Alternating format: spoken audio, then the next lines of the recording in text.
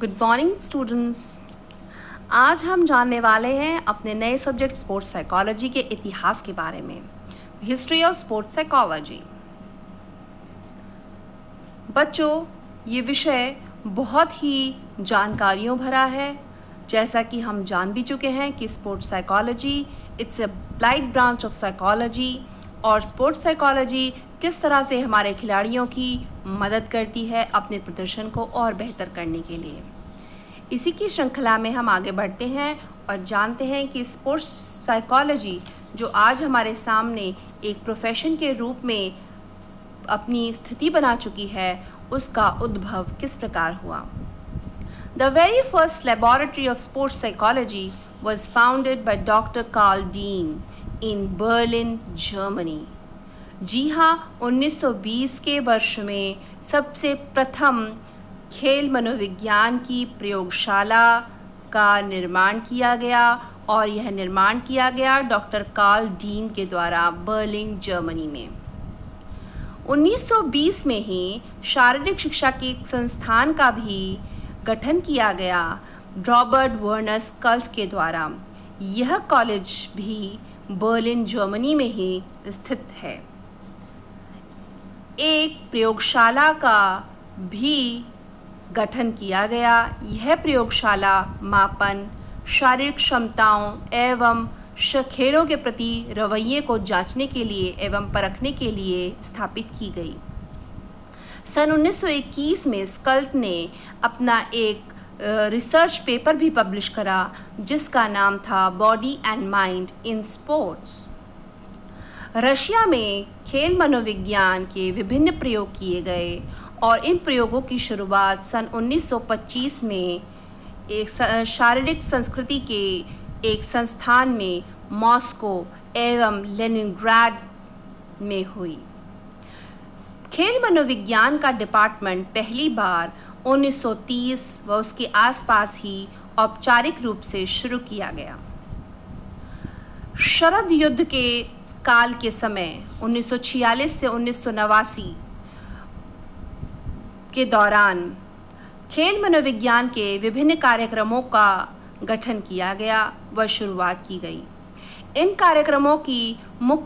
कार्यक्रमों को शुरू करने का मुख्य उद्देश्य मिलिट्री रिक्वायरमेंट्स था, क्योंकि उस दौरान विभिन्न देश अपनी मिलिट्री सेवाओं को स्थापित करने में, उन्हें बढ़ाने में, उन्हें और सशक्त बनाने में लगे हुए थे। मिलिट्री के जवानों को बेहतर बनाने के लिए विभिन्न खेल मनोविज्ञान के प्रयोगों का उपयोग किया गया। इसी के साथ साथ ओलंपिक खेलों में भी अधिक मेडल्स को पाया गया।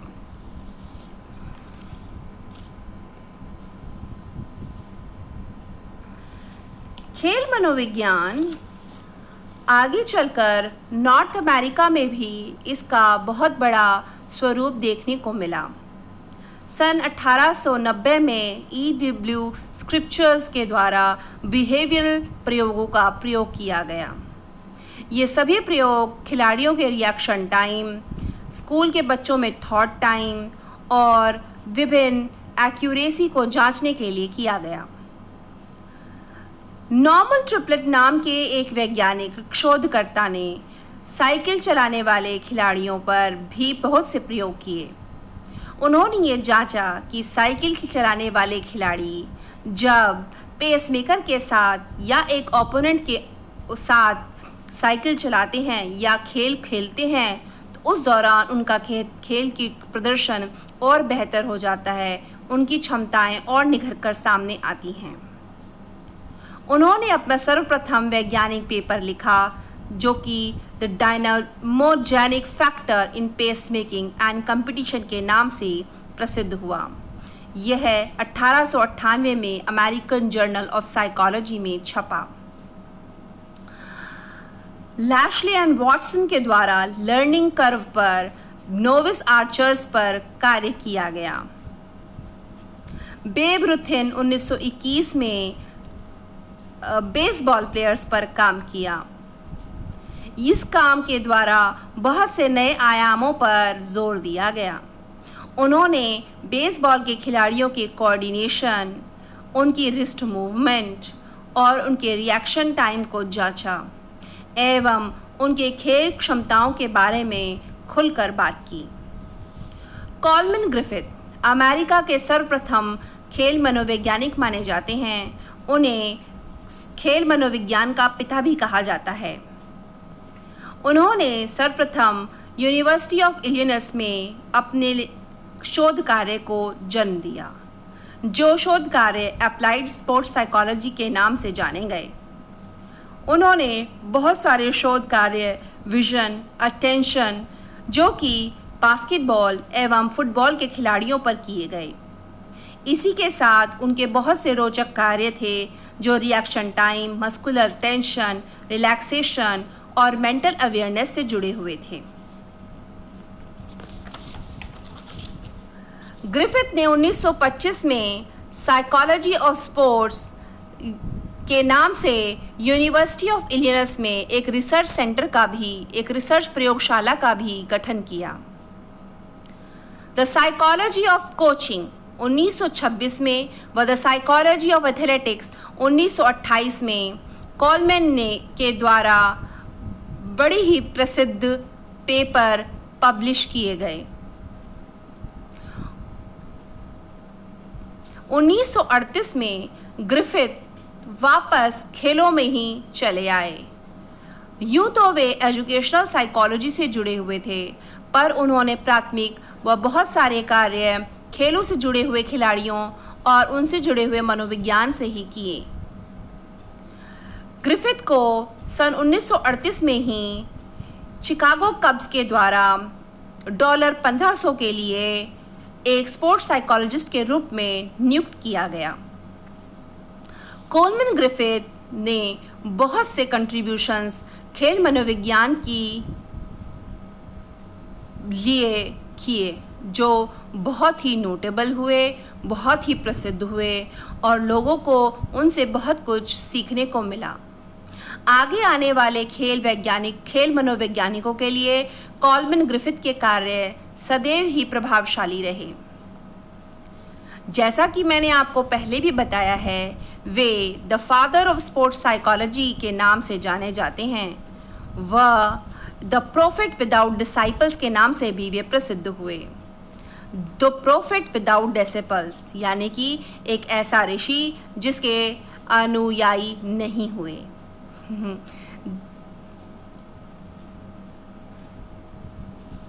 क्योंकि उनके अधिकतर कार्य 1960 के बाद ही पहचाने जाने लगे।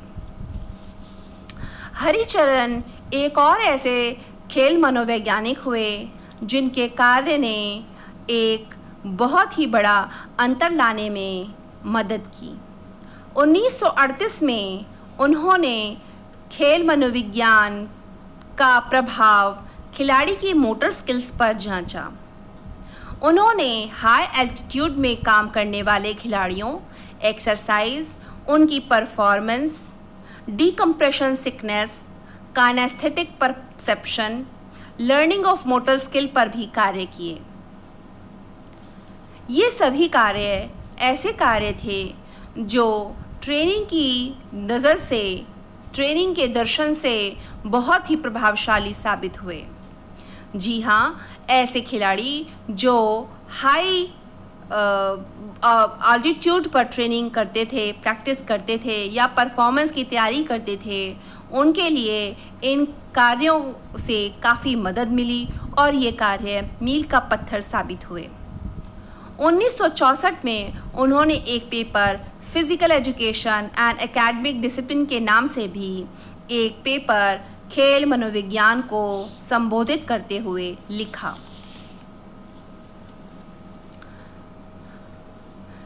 खेल मनोविज्ञान यूरोप में पहली बार 1965 में पूरी तरह से फला फूला।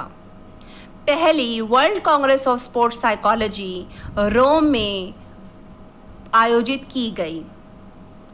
यह मीटिंग 450 प्रोफेशनल्स के द्वारा अटेंड की गई, जिसमें विभिन्न देशों, यूरोप, ऑस्ट्रेलिया और अमेरिका के सभी शोधकर्ता शामिल हुए।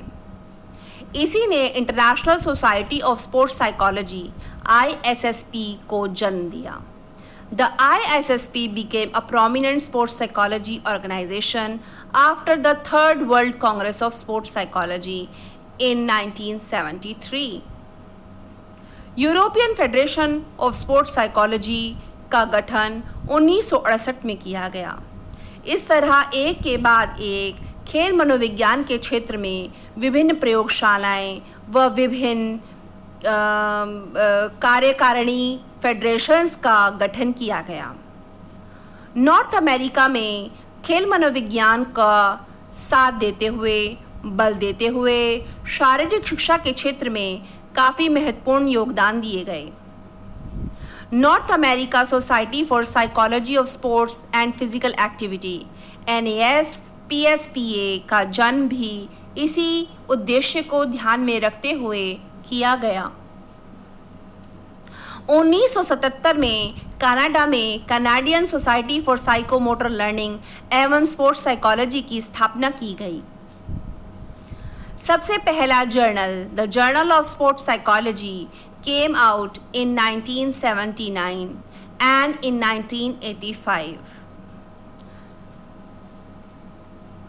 AAASP association for advancement of applied sports psychology का भी गठन किया गया।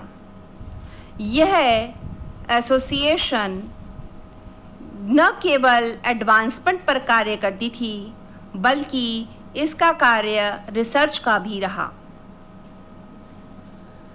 आगे चलकर AASP ने सर्टिफाइड कंसल्टेंट के लिए बहुत सारे कार्यक्रम भी आयोजित किए व अब इस समय में भी यही परिचर्चा का विषय है कि इस तरह के विभिन्न सर्टिफिकेट कोर्स कराए जाएं ताकि भविष्य में आने वाले विभिन्न खेल मनोवैज्ञानिकों के लिए मददगार साबित हो सकें।